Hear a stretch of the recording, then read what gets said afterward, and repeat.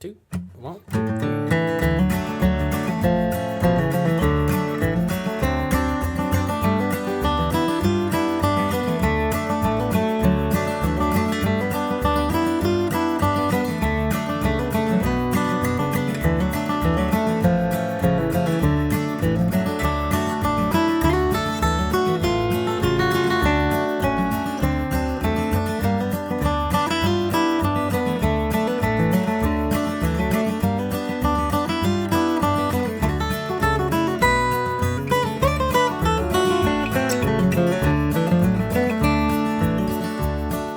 Welcome back to Music with Ryan. Thanks for joining me. This week's featured lesson is the tune Lay Down My Old Guitar. I was inspired by the Tony Rice, Norman Blake duet album, from which is one of my favorite albums of all time.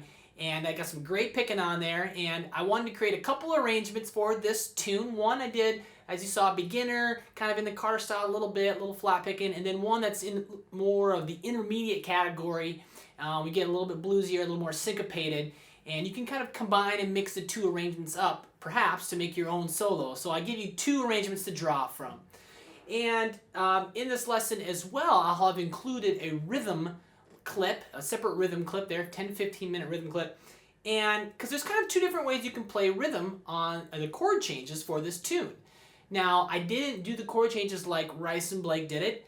I did it more traditionally, where it's just especially at the beginning, it's just 1, 5, 1. Okay, now on the Blake and Rice and some other people recordings I hear 1 diminished, a flat 3 diminished chord. Okay, it's kind of a little theme they got going there. Okay, and I'm gonna cover that in a rhythm lesson. I'm gonna talk about both ways you can do it and talk about some bass walks and so forth, because it is a fun tune to play rhythm on. And no matter what chord progression you're using or playing along to with somebody, you can use this either solo will totally work, because the melody notes still lie in the same places. They're just subbing out a chord, okay? It's substituting a chord, which is really cool. So I'll go over that. And yeah, like I said, if you want to purchase the full-length version, you can click the link below down there, and it'll shoot you on my website. And there it'll come with about 35 to 40 minutes of video, PDF tabs, both arrangements, and 5 audio backing tracks to really work your speeds up as well to get ready for that jam level. And like I mentioned, a 10 to 15 minute rhythm lesson covering both ways to play the rhythm and the chords, and some bass walks as well. If you really enjoy the way I teach and approach in my song selection, because I have tons, I have over 350 lessons at the site, but a lot of them lie in this bluegrass, old time, traditional music, and certainly in that Norman Blake, Doc Watson, Tony Rice style of playing, some of my favorite stuff. You can learn about being a member for a yearly or monthly fee and access my entire library. Okay, I got over 3 courses. I've got a video exchange program. You can submit videos to me for critique. So a lot of features over there that are pretty cool if you want to check that out.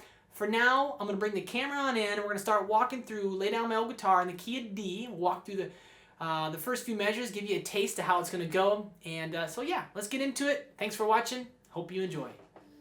Alright, so let's go ahead and start walking through Lay Down My Old Guitar here in the key of D. Got the capo on the 2nd fret, playing out of C position, but sounding the key of D, okay? And we're going to be going through the first arrangement here, so kind of more of a basic, or a little bit of a Carter style thing, but and any markings on the bottom of the staff are pick directions. Okay, down on down beats, up on up beats. And any markings above the staff, like little numbers, will be left-hand fingerings. And those are important for executing the arrangement. Everything is important for executing the arrangement. But, all right, I'm going to play these first 3 measures here, and then we'll break them down. So we got a little pickup on beat 2.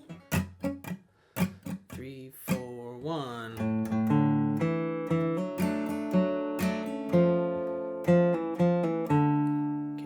On beat 1 of measure 4, but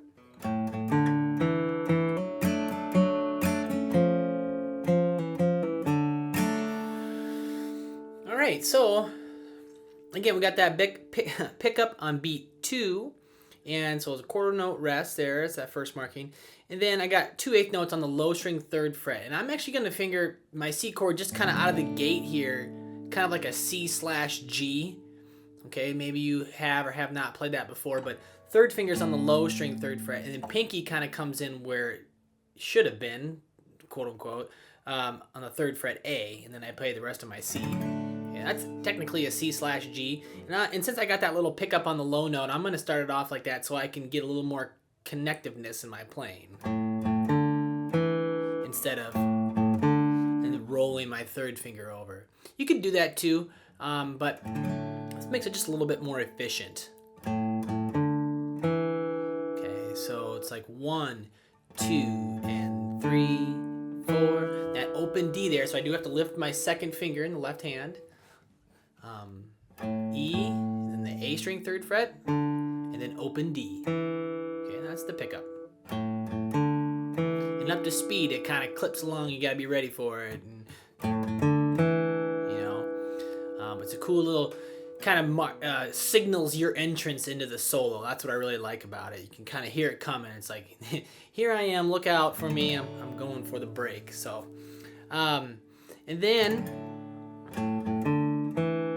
the next measure, I'm gonna pluck that open D again. I'm gonna hammer on to the 2nd fret. So kind of get back to the C chord. And then I'm going to strum. And that's what that 0, 1, 0 is all about. You see it's connected. There's 2 of them. They're beamed together with 8th notes. So 1 and 2 and that kind of means a strum. 1 and 2 and when I strum my C chord again, as marked, I'm kind of strumming the highest sounding 3 strings. If you strum more than that or hit more than that, it's not the end of the world, but it's a little cleaner if you get those highest sounding 3 strings in there. That's measure 2 exactly. 1 and 2 and 3, 4 and 0, 2, hammer on, strum, pluck the D string again, 2nd fret, strum. Okay. And then the next measure is over top of a G7, but I'm gonna play this note here on the first. Here's kind of the melody note. Some of these notes implied. And I'm going to talk about in the rhythm lesson about some alternate chords that kind of Tony Rice and Norman Blake do. The song is done a few different ways, and depending on how you, approach it as a performer or in a jam, you might not go to the 5 chord right away. You might go to the flatted 3 chord actually. Yeah, flatted 3 chord actually. So and it's a diminished. So that's a little more, again, advanced things, but that melody note and everything's kind of being applied or implied that this E flat note, which is kind of odd, actually. And I'll explain more about that in the rhythm lesson and in that separate clip. So again, I'm gonna try to stick to the solo here, but 1, 2.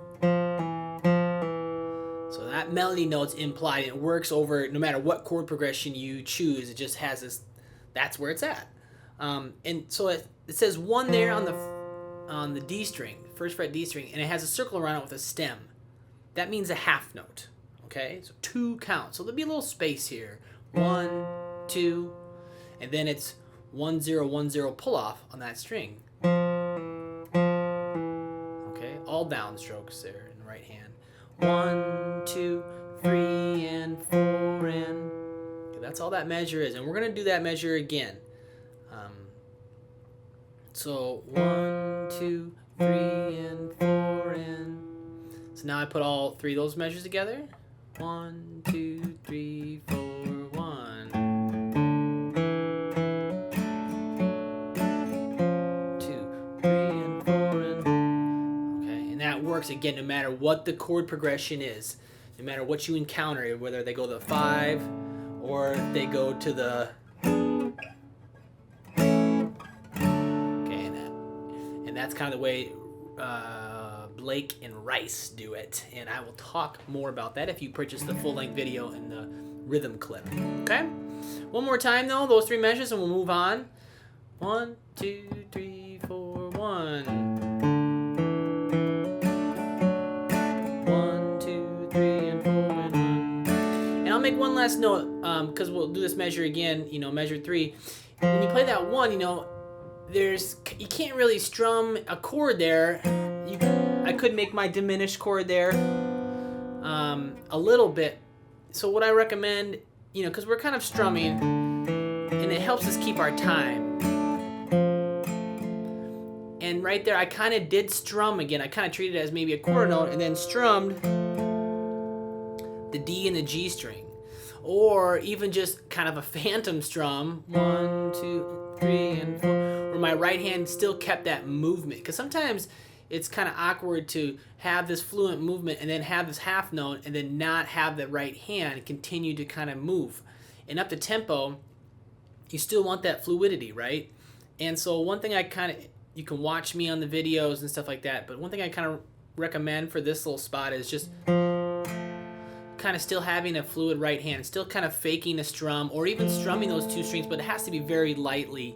And in passing, as you go by, it totally works. And it's just kind of real quick and kind of, or even strumming that note. You can do that 1, 2, you know. So just want to keep that right hand fluidity going is my point. All right, the next few measures, they sound like this. 1, 2, ready, go. Okay,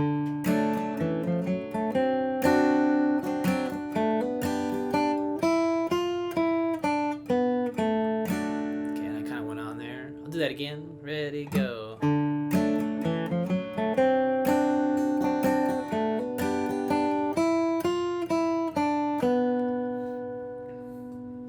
So measure 4, I come back to the C chord.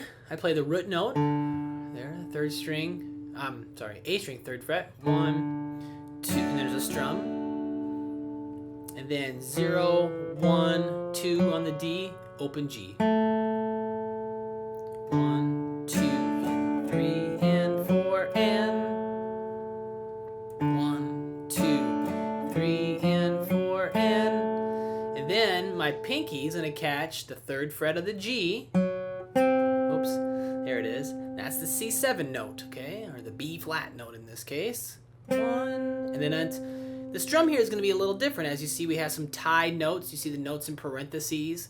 And so 1, 2, 3, and 4, and that's how it's strummed. And we're going to see that again throughout both arrangement, this little strumming pattern, okay?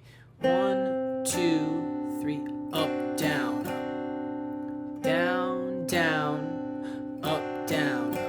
And again, the notes in parentheses are not strummed. Okay, they're tied over to, there's no pick direction below them. But that's what, when you see notes in parentheses, it's being tied to. 1, 2, 3, and 4, and down, down, up, down, up. Now again, same thing in the right hand. We still want to keep the fluidity going. If you notice my right hand, even though I didn't strum on that downstroke, my hand still moved, okay? And that's important to note that your right hand is still moving, is still kind of going in that direction to keep the time, keep the groove. I guess I should say your pulse. That's the better term to put it. 1, 2, 3, and 4. And if you hit it accidentally or lightly, it's still not the end of the world. You're still in time. 1, 2, 3, and 4, and okay. And then going on to the F chord, 0-2 hammer on the G, and then a strum, the F, kind of just those 3 strings, and then all quarter notes here. 1st fret, 3rd fret, 4, 3, 1, all on the B, and then 2nd fret G.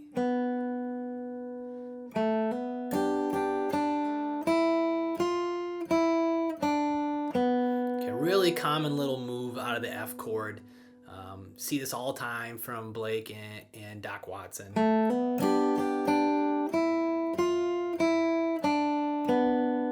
we're going to do it again in the second arrangement, just a little bit different. My pinky on that 4th fret there. So those 2 F measures one more time. Again, it's 0-2 hammer on the G, 1 and 2, and then a strum, right? Down, down, up, and then all downstrokes on the quarter notes. 1st fret, 3rd fret, 4, 3, 1, 2nd on the G. Ready, go.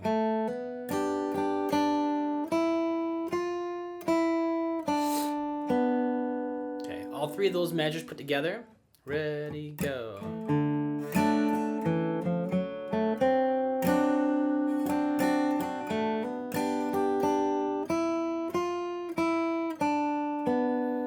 One, two, three, four.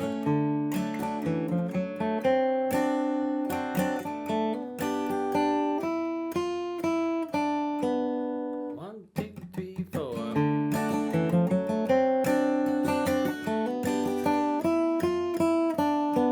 Okay, so moving on, measures 8, 9, 10. 1, 2, 3.